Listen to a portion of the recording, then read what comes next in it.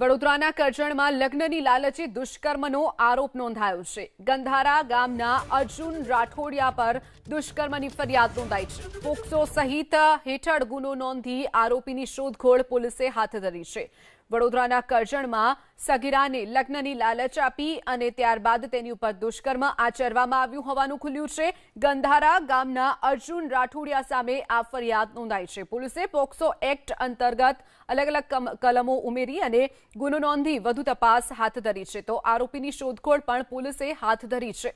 ગંધારા ગામના અર્જુન રાઠોડિયા પર દુષ્કર્મની ફરિયાદ નોંધાઈ છે। પોક્સો સહિત હેઠળ ગુનો નોંધી આરોપીની શોધખોળ પોલીસે હાથ ધરી છે। વડોદરાના કરજણમાં સગીરાને લગ્નની લાલચ આપી અને ત્યારબાદ તેની ઉપર દુષ્કર્મ આચરવામાં આવ્યું હોવાનું ખુલ્યું છે।